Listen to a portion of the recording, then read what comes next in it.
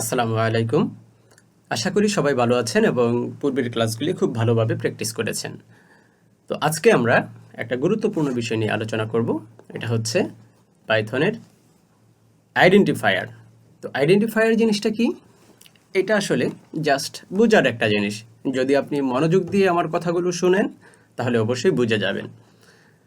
তো আইডেন্টিফায়ার জিনিসটা হচ্ছে কাউকে আসলে মূলত আইডেন্টিফাই করা, কাউকে আসলে কি চিহ্নিত করা, ব্যাপারটা এমন। তো এটার জন্য স্পেশাল কিছু করতে হয় না।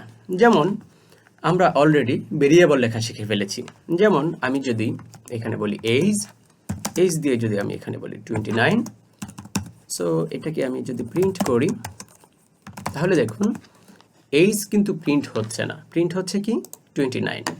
দ্যাট মিনস আমরা এই 29কে আইডেন্টিফাই করি কি দিয়ে? এইজ দিয়ে, রাইট? সো এখানে ভেরিয়েবলটাই হচ্ছে কি একটা আইডেন্টিফায়ার। এটা দিয়ে আমরা কি বয়সের একটা কি আইডেন্টিটি বা একটা পরিচিতি তুলে ধরি যে তোমার বয়স কত, তখন আমরা বলি 29। নর্মালি যদি আমরা বলি 29 তাহলে কিন্তু এটা দিয়ে কিছুই বোঝা যাবে না, কিন্তু যখন আমরা লিখতেছি এইজ তখন আমরা বুঝতেছি যে আসলে এই 29 হচ্ছে একটা এইজ। যাই হোক, শুধু এইরকম ভেরিয়েবলই নয়, এটা হতে পারে কোনো ফাংশনের নাম, এটা কোনো হতে পারে কোনো অবজেক্টের নাম অথবা ক্লাসের নাম। হ্যাঁ, যারা একদম নতুন তারা কিন্তু ফাংশন, ক্লাস, অবজেক্ট এগুলো কিছুই বুঝবেন না। সো এটা নিয়ে ভয় পাওয়ার কিছু নাই, এগুলি আমরা শিখে ফেলবো আস্তে আস্তে। তো আইডেন্টিফায়ার এমন একটা জিনিস যেটা আসলে কাউকে কি আইডেন্টিটি বোঝায়, অর্থাৎ একটা ভেরিয়েবল হতে পারে, অর্থাৎ কোনো একটা কিছু নাম হতে পারে। ওকে, এইটুকু জাস্ট জেনে রাখলেই এনাফ। এখন আপাতত আর কিছু লাগবে না। তো যাই হোক, এরকমভাবে আমরা নর্মালি যদি এখানে প্রিন্ট করি, আরেকটা কিছু লিখে প্রিন্ট করি, আমরা অন্য একটা কিছু শিখবো এখন। যেমন হ্যালো বাংলাদেশ যদি আমি লিখি,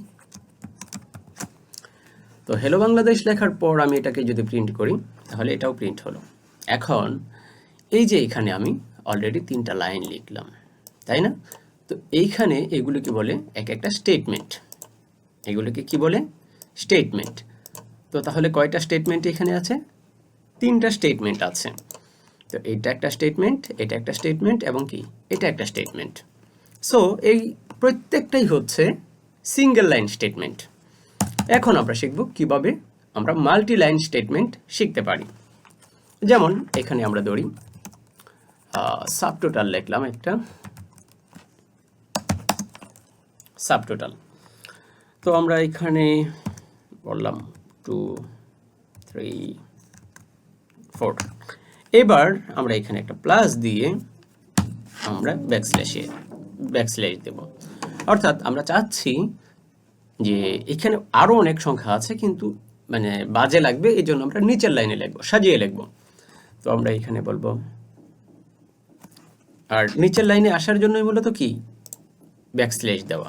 ওকে, তো এন্টার দেওয়ার সাথে সাথে দেখুন এটা কিন্তু এটার নিচে চলে এসেছে, অর্থাৎ এই আইডি এটা বুঝতেছে যে আমার আরও কিছু স্টেটমেন্ট আছে। দ্যাট মিনস আমার যখন এখানে ব্যাকওয়ার্ড স্ল্যাশ দিয়ে এন্টার দেব তখন আইডি ধরতে পারবে যে আমার এটা কি মাল্টি লাইন স্টেটমেন্ট হতে যাচ্ছে। সো আমি এখানে আসি, আবার এখানে 2 থেকে শুরু করলাম, 3 4 5। এখন আমি চাচ্ছি আরও কিছু লাইন লিখব। আবারও নিচে আসলাম, আমরা এখানে 3 থেকে শুরু করি, 4 5 6, এরকম আমার মন যা চাইলো তাই লিখলাম, আপনার যা মন চায় তাই লিখবেন।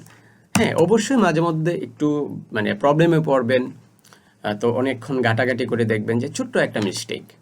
সো এগুলি অবশ্যই ফেস করতে হবে যদি আপনি প্রোগ্রামিং করেন। এবং এগুলি ফেস করতে করতে দেখবেন আপনি এটাতে কি অভ্যস্ত হয়ে গেছেন।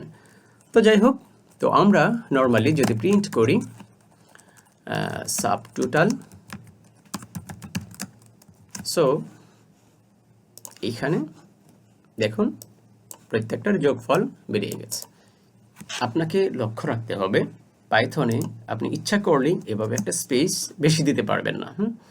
তখন স্পেস যখন বেশি দিবেন তখন ঝামেলায় পড়তে পারেন। যেমন এখান থেকে যদি আমি একটা স্পেস কমিয়ে দিই তখন কি হবে? হচ্ছে হচ্ছে হচ্ছে ওকে, এরকম হতে পারে। এই যে ওকে, এরকম প্রবলেমে আপনি পড়তে পারেন। তো এই জন্যে আমরা যখন মাল্টি লাইন স্টেটমেন্টগুলি লিখব তখন আমাদের যে আইডিইটা থাকবে, এই আইডিইটাই আমাদেরকে কি করে দিবে, সে তার জায়গাটা চিনিয়ে দেবে যে এখান থেকে লেখা শুরু করো। ওকে, তো আমরা আজকে শিখে ফেললাম যে আইডেন্টিফায়ার জিনিসটা কি, এবং সিঙ্গেল লাইন স্টেটমেন্ট এবং মাল্টি লাইন স্টেটমেন্ট, এই দুইটা জিনিস খুব ভালো করে প্র্যাকটিস করুন। এবং এই যে এতটুকু ফাঁকা দিয়ে তারপর আমাদেরকে লিখতে হয়, আসলে এটা কেন, এটা আমরা নেক্সট ক্লাসে শিখব। এবং আমরা আরও শিখব যে এই স্টেটমেন্টের কন্ডিশনাল স্টেটমেন্ট কি, আরও বিভিন্ন কিছু শিখব। আশা করি সাথেই থাকবেন। অনেক ধন্যবাদ।